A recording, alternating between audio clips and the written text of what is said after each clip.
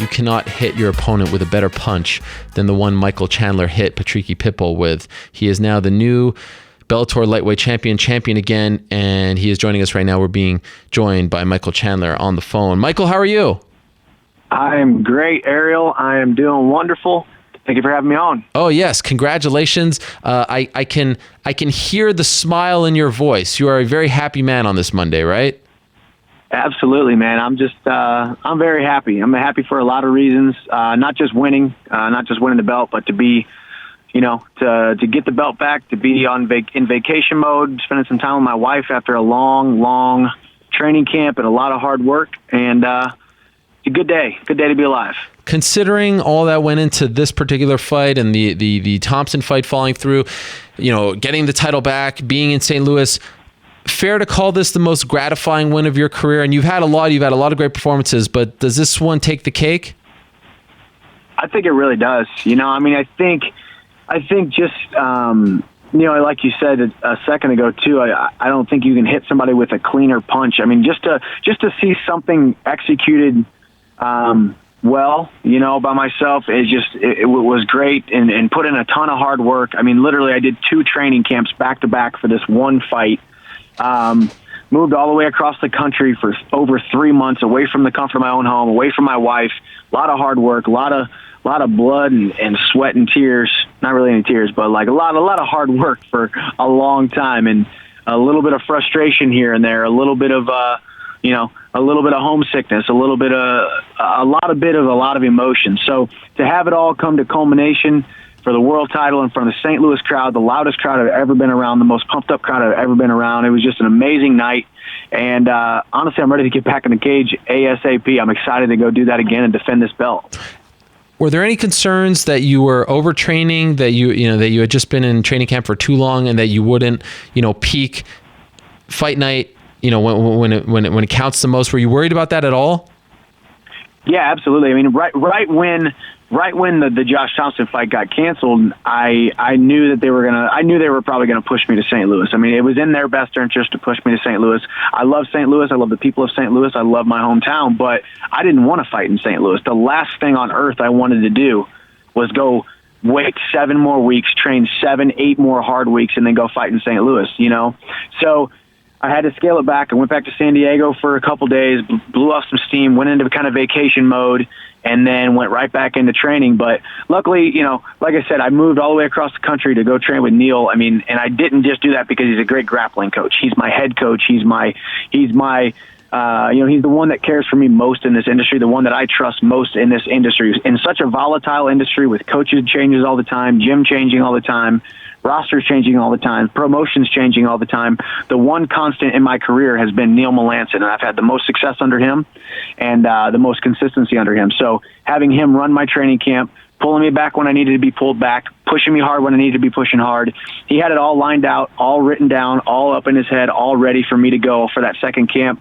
I wasn't overtrained. My mind was right. My body was right. My nervous system was right. And it paid off. So is it fair to say now that you're just going to stick with this plan? You're going to go to Florida for all your camps, because you were talking about Henry Hooft, obviously, that you won via knockout. So I mean, that couldn't have gone better. Are you gonna? Is this the team for you now? You're going to be a part of the Black Zillions? Yeah, I mean, I'm definitely going back. I'm taking time off now. I'm in Nashville, Tennessee, spending some time with my wife. We're vacationing here. Then we got a couple other trips planned, and man, I'm excited. As much time as I spent there in Boca, pretty much by myself. Either surrounded by 4 walls at the gym or surrounded by 4 walls at my apartment for 3.5 months straight. I can't wait to get back there. I'm excited to blow off some steam and vacation, but I can't wait to throw my hands again with Henry and Evan Boris, and I can't wait to get back on with the ground game. I have so much more stuff to learn from Neil, even though I've been training under him for so long. So much more to learn from Henry Hooft, and Evan Boris, and it's great, man. I feel like a little kid. I feel like a little kid in kindergarten just learning my ABCs. I'm seriously, at 30 years old, I feel the best that I've ever been, the most confident that I've ever been, the most explosive and accurate, and just the best that I've ever been. So I'm excited to get back and get better. And of course, you're planning on fighting for a long time. Are you okay with this setup, like to be away from your wife and to travel? When you were at the Alliance gym, that was home for you, being in the San Diego area. Do you like this, or are you considering maybe even moving to Florida? Yeah, it's not ideal. This last training camp wasn't ideal, but we're figuring it out. We're moving forward and looking at things and trying to figure out. Not exactly sure what the future holds, but I can tell you one thing, that, man, you got to find the right woman. You got to find the right woman who will stick by your side, who believes in you, believes in your dreams, believes in your goals more than they want their own comfort. They want their own satisfaction. They want their own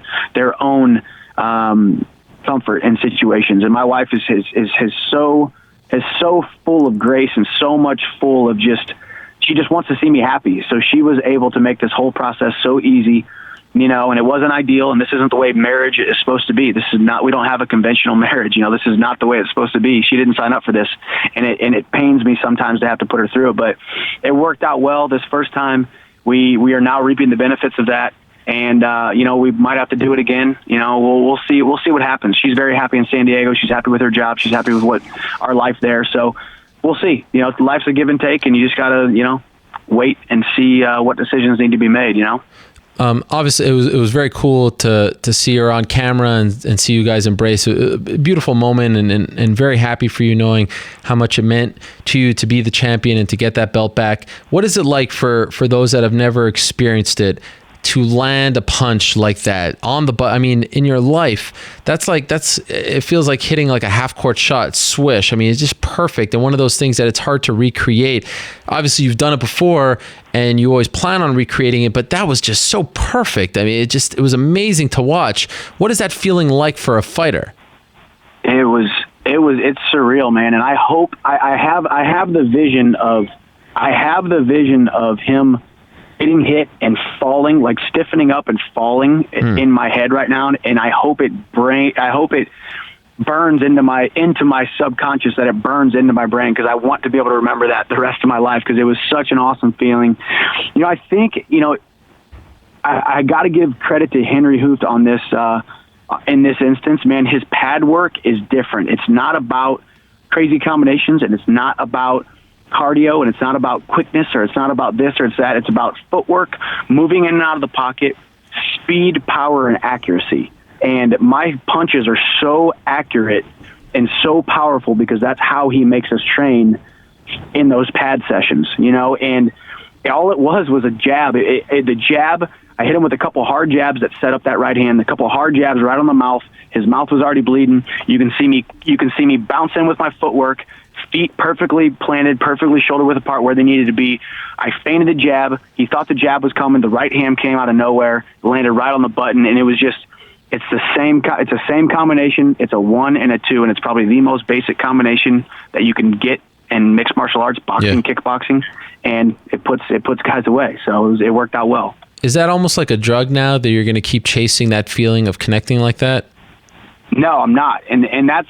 And one thing I'm proud of myself too, not to brag on myself or pat myself on the back, but it's really a profound thing where you've watched my career, man. I get in the cage and I go 1,000 miles an hour, and people love it, and they're like, that Michael Chandler guy's crazy, but I've taken some damage because of it. I've gotten hit because of it. I've lost fights because of it.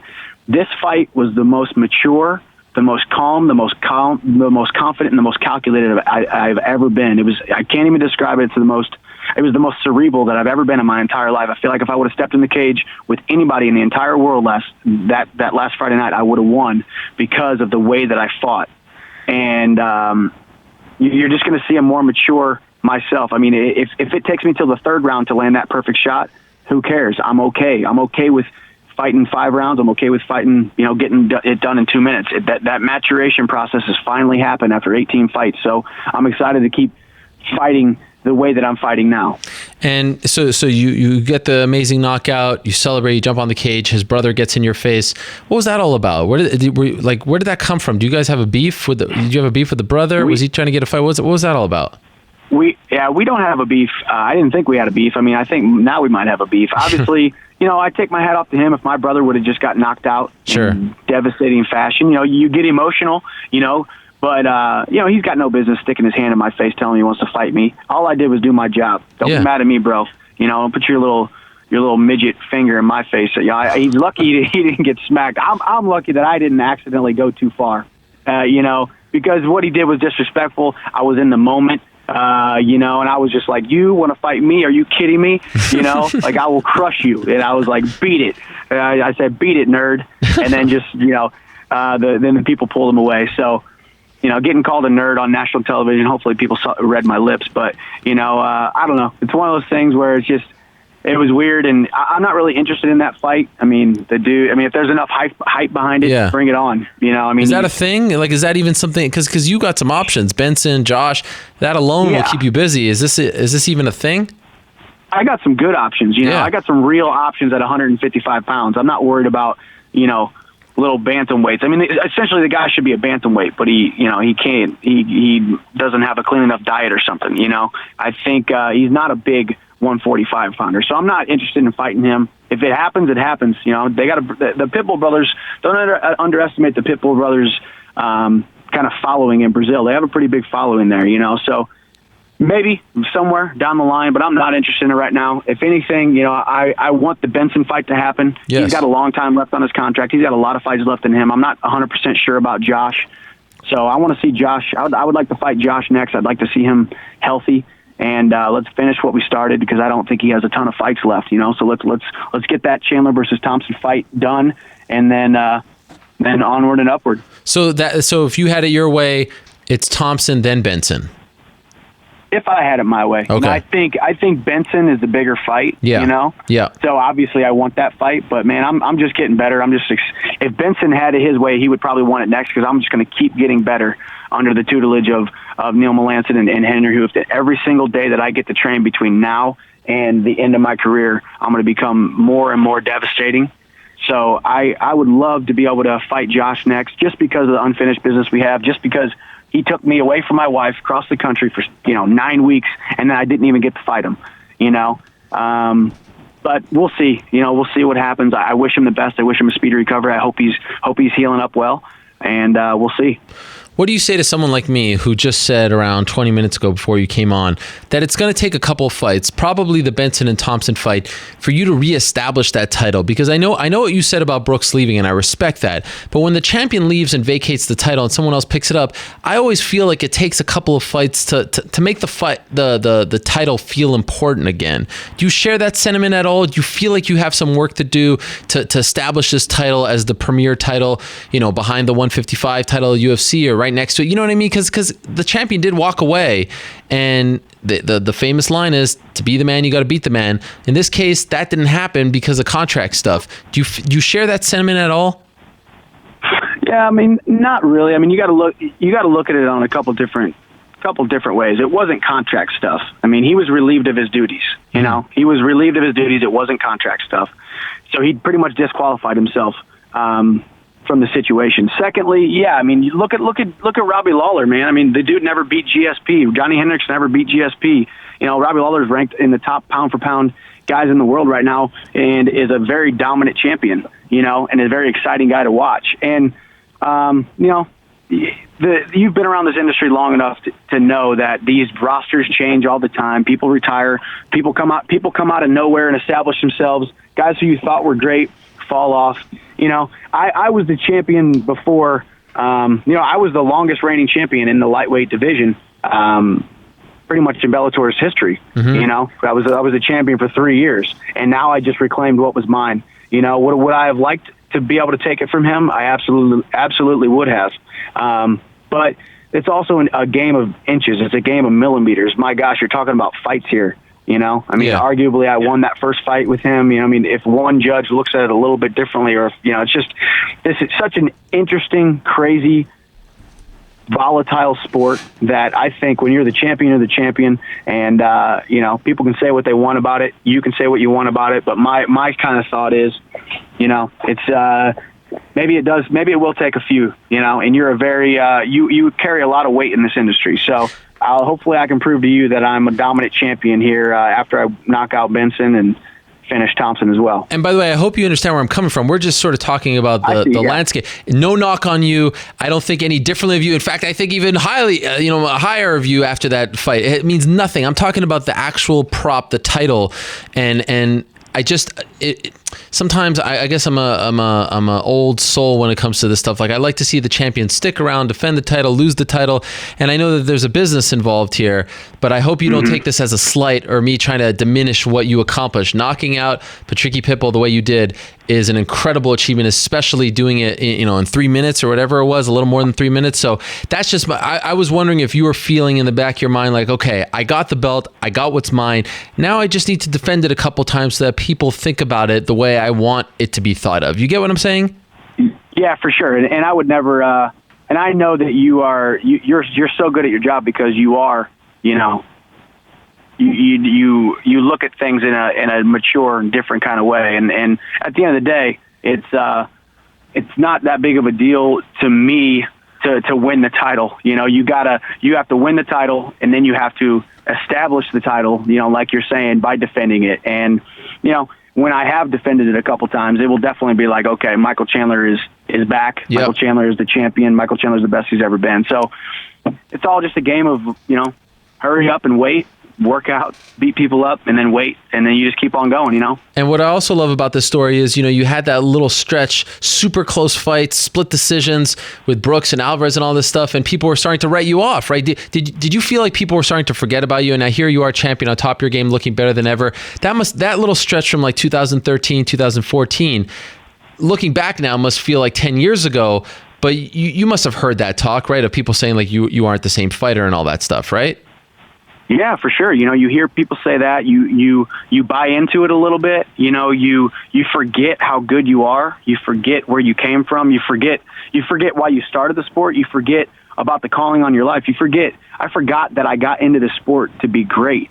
And I didn't choose this sport. This sport was chosen for me, and I was pushed in this direction. And when you have that kind of calling on your life, even if you forget about it, if you can be steadfast enough and immovable enough and have enough faith to keep moving forward, eventually things are going to come full circle. And now, having had those losses, being able to mature physically, mentally, spiritually, emotionally, I'm going to be such a better fighter because of it, such a better father to my future children, such a better husband to my wife because of all that I've had to go through.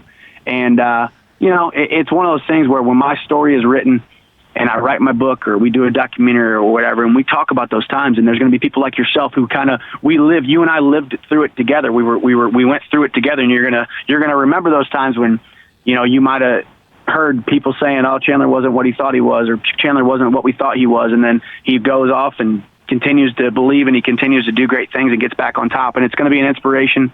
And it's going to be a cool thing to be a part of. And, it'll be part of my legacy. Two last quick things before I let you go. We just had Sage Northcutt on. He was talking about reaching out to you via social media. He just went and lived with you for a week or so. That's crazy. He just wrote you a message and you invited him out to Florida to hang with you? Yeah, man. Wow. They reached out to me. His dad called me, or Sage reached out to me, and then his dad called me and said, "Hey, we'd like to bring you out to Texas, and we want to work on Sage's ground game, or we think you'd be a great guy to help Sage with this or that." And I was very honored to be reached out to by them, and I said I would love to help, but I'm in a situation right now where I'm going back to Florida for the next 7 weeks. I got to get this world title. And they said, okay, would you mind if you came down to Florida? I said, nope, you can stay with me. I went out, bought him a blow-up mattress, got him all set up. Wow. Taught him how to chug water. The dude doesn't drink enough water, so I was making him chug gallons of water, making sure he was hydrated, teaching him the ropes, Yeah, I love it. All the veteran teaching the young buck how to chug water and stuff. So it was good. It was a cool week. It was a fun learning experience for him, myself, and got to know each other. And we'll definitely train together in the future. Says a lot about you. That's a great thing that you did. And also they put out pictures of you getting your hand wrap. Bellator did. Was Shawne Merriman hanging out with you backstage? Was that him in back of you? Yeah, it was Shawne Merriman. I guess he was doing some stuff with Bellator, and him and I have been friends for a while. So he came back and we were just talking. He was getting me pumped up, and yeah, man, Shawne's a good dude. Is he gonna fight? Guy.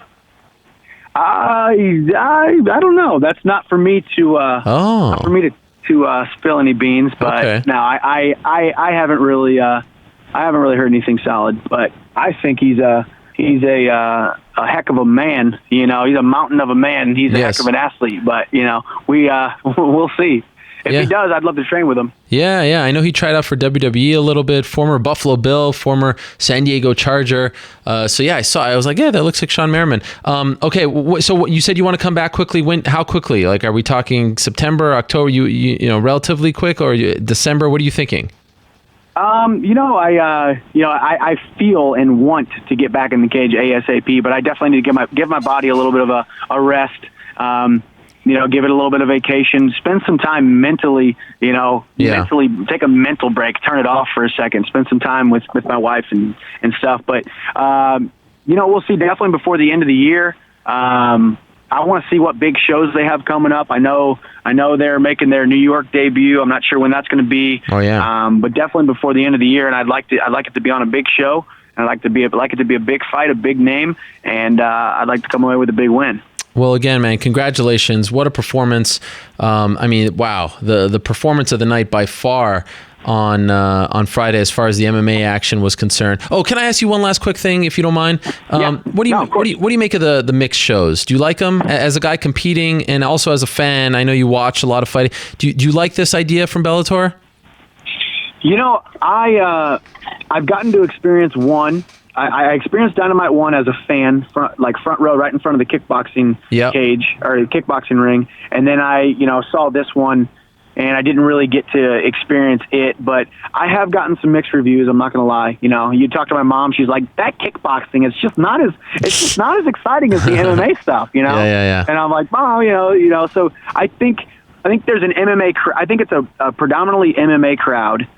And you're almost trying to force kickboxing on them a little bit. Yeah. But to me, as a mixed martial arts athlete, I watch those kickboxers and some of the big men and the heavyweights and whatnot. I watch them, and I almost I thank God that most of the guys in mixed martial arts can't strike that hard or kick the legs that hard. To me, I love the spectacle of kickboxing. I think it's a tougher sport than mixed martial arts in a couple different regards. So I'm not exactly sure how successful those shows are, how much people like them. I think you have to hit the right markets. I think the San Jose market's probably a better market than St. Louis, when it comes to kind of traditional. Kickboxing is more of a traditional martial arts discipline than, mixed martial arts is. They're more that traditional crowd. So you got to hit the right markets, and you got to have big names on the card. I think you need to have a little bit bigger name kickboxers on the card. Yep. Okay. Well, I agree that honest assessment. Michael, congratulations. Tremendous win. Enjoy it. Enjoy your time off. As always, great to have you on the show and looking forward to your next fight. You got it. Thank you, Errol. Thank you for having me on, and I will see you soon. Yes, I look forward to it. There he is, the new Bellator lightweight champion, Michael Chandler. What a performance. If you missed that knockout, that is one that we will be talking about come December when we wrap up this year. Certainly contender for KO of the year. Congratulations to him, and great to end the show with him as well.